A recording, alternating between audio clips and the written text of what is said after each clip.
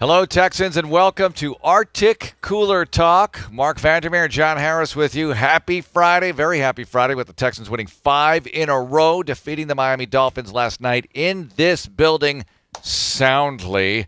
Happy Friday. Happy Friday. It is a happy Friday, other than one piece of news that we got today. Yes. I will say this, a lot of times when you're in the locker room and the media is not coming in there yet, it's just me in there, kind of get an idea. So last night I kind of knew, I had an idea, and I was just keeping my fingers crossed that but no, it's not going to be the case. Will Fuller out for the year with a torn ACL. If you haven't heard that news, I hate to be the bearer of bad news. Bill O'Brien confirmed it today. But he is going to be out for the year, and that's truly, truly unfortunate because he had become has become such a polished receiver. Not just a deep threat, not just a catch and run guy. I mean, a polished route runner, hands, deep ball threat, everything. He is turned himself into a great receiver, and now he's got to rehab and get back for 2019. He ran a little route on that first touchdown drive where he cuts in, cuts out, and then takes it on the run a long way, makes a nice little move along the way. He has so many moves. Anyway, you're going to have to live without him for the rest of the year,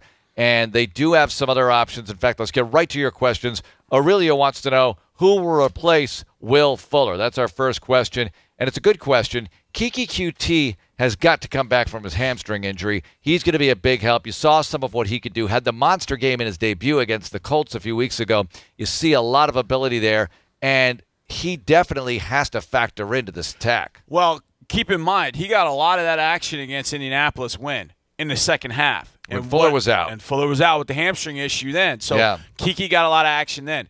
I think when you get Ryan Griffin back, when you get QT back, now wait a second. One's a receiver, one's a tight end, and they don't really play Will's position. I understand, but you're looking to replace the production. Yeah. You can get a good majority of that. Well, the one thing you won't probably get from those two guys in particular is deep balls down the field the way Will can get open down the field. But they have Vincent Smith, who's an undrafted rookie who they have used from time to time. You saw some big plays out of him in the preseason and in training camp, and maybe it's time for him to step up. Yeah, absolutely. I think this is, again, next man up concept. We talked about that, and we'll have that on the radio show tonight. Texans All Access, Sports Radio 610, Texans app. Go check it out, 6 to 8 tonight.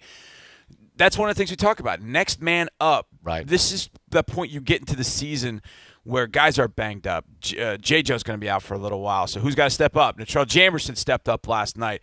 Last night, Zach Cunningham went out. Josh Kyes, who basically was on his couch on Sunday, is playing major snaps on Thursday night. Had the big hit on Osweiler that woulda, coulda, shoulda been a touchdown by Jamerson. Should have been. Should have been. All right, next question. Rodney, do you think the Texans will bring in another receiver? It's a great question. The trade deadline is coming up next week.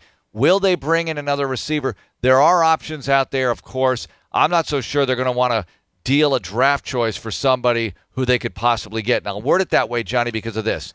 You looked at what the Dallas Cowboys gave up. Yeah, that's a great point. I mean, the Dallas Cowboys gave up a 1, all right, a 1. And when you look at, Dez Bryant is a free agent, okay, but I don't know if he's a fit here. Right. Then you look at, I don't know, Emmanuel Sanders in Denver. There's some other guys out there who could be pretty interesting. Emmanuel Sanders is very interesting because that was the name I kind of pitched to you last night. What happened? That's why I stole Broncos, it from you. See, that's okay. Theft. Well, we've worked together for a while. I'm okay with that. What if the Broncos just get hammered this week and go to 3-5, and the Chiefs are now 6-1, and the Chargers are killing it as the second team in that division. Right. Sanders coming up on a contract year, maybe he could be a short-term rental. Who knows? I'm not so sure they go that direction. Yeah, I'm with you because, to your point about the price the Cowboys paid, and that really screws it up for everybody. So they inflated the market. They inflated the market Jerry. Not only on receivers, but if you wanted a corner from somebody or an offensive line, whatever you'd want, the market is inflated by the Dallas Cowboys, so they overpaid. McKinley, any update on Bruce Ellington? McKinley wants to know that. Bruce Ellington's on IR with hamstring problem. It'd be great to have Bruce Ellington back, but I don't know if he's going to come back anytime soon. Yeah, I don't know that we're going to see Bruce. I haven't seen him. I'm sure he's been around. In other words, no update. Yeah, no update that we have going forward. All right, I like this one. Gino wants to know, is there a reason why the offensive line has improved? Is there a reason? I think I know you're an expert on this stuff, but to me, they're young players and they're getting better week to week, and they're good.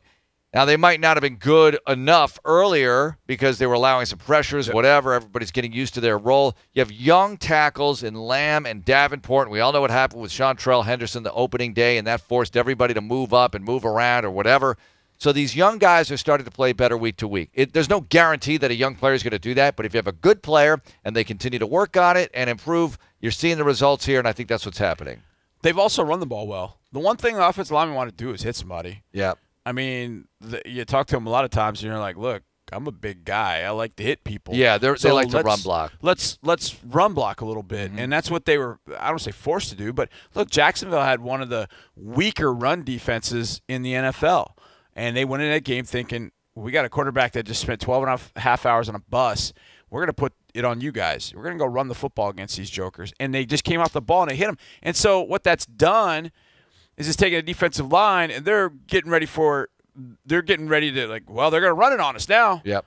And so they're kind of bracing for that, and they're not getting into their pass rush, and it's just that half second that you need that they're getting. Thing. So the run game is really opening things up in the pass game. It's all working together. Oh, great questions today. Chris, when do you think Deonte Foreman will practice? Chris, that's not the best question because we get that every week, okay? But I get it. But it's in fact, timely. We were thinking of getting a sponsor for that question alone. And this week's Deonte Foreman question is brought to you by John Harris. So anyway, Deonte Foreman. Yeah, Coach talked about it today. He said that he is moving in the right direction. There's a thought that we could see him hopefully pretty soon. Look, they got one game in 24 days. Yeah.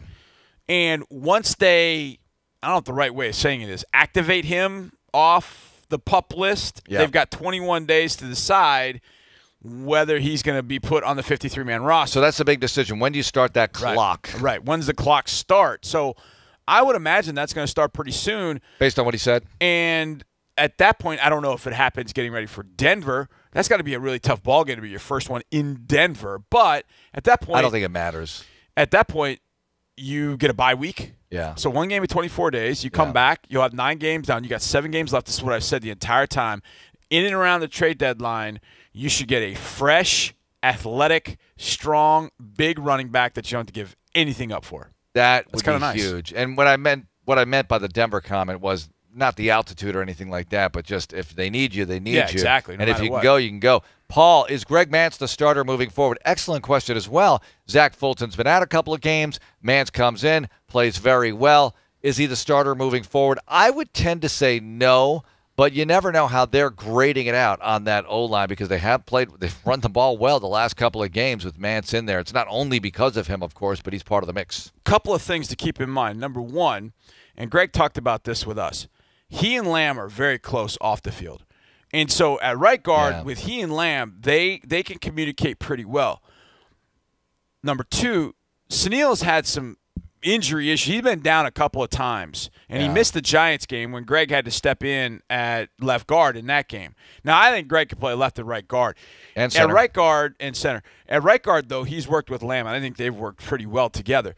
But with Zach, worst case, what it's done is it's allowed Zach, hey, look, if you need another 10 days or you need another game to be fully ready to go. Don't have to rush it. You don't have to rush it because Greg's playing pretty well. Although, what was the injury they were dealing with last night potentially? Clemente, right? Yeah, Clemente, and I don't know what. So if he goes out, who comes in? Martinez Rankin maybe plays guard. Yeah, that's what I thought. And I think that's eventually where Martinez goes. I think he goes to guard. You've always said that. I think that's either guard or center. Okay. Marty wants to know, when is Ryan Griffin coming back? He's had an illness. He's been out a couple of games. It was a short week, so that explains that. Jaguars and Dolphins.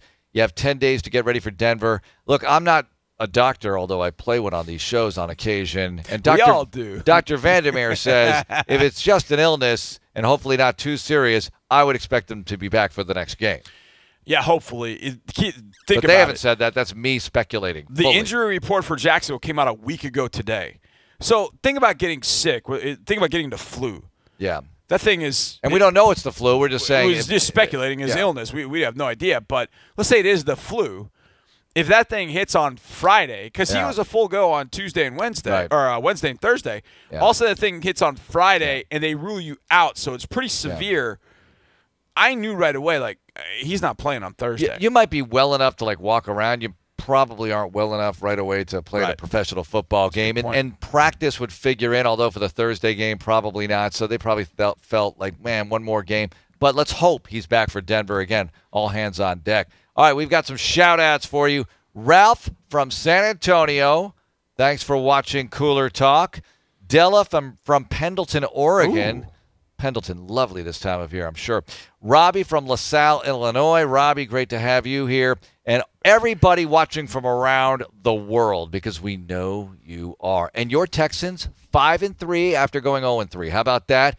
At the halfway point, as Bill O'Brien said, it's a short walk either way, so you got to keep it going, keep the momentum moving forward. I know you're going to be on Extra Points this weekend. That's right, and you're also going to be on Extra Points this weekend. I am. I'm on Extra Points this weekend. It's Saturday evening on ABC 13, and other affiliates, check your local listings. Also, Sunday morning, Texans game day at 8:30 a.m. We'll still have it. Randy McElvoy, Johnny's on it doing a telestrator. I'm on it as well. And we've got Texans Buzz late night on Saturday, well after the late news on ABC 13. All the college football stuff on that. You got to watch it. Okay, I want to thank you for being on Cooler Talk, Johnny. Thank you for being on Cooler Talk, Mark. Thank you, Jay McDevitt, who did not delegate the Cooler Talk duties today to his subordinates. Thank you, Eric Santanescencio. And thank you for watching RTIC Cooler Talk. Have a great weekend. Go Texans.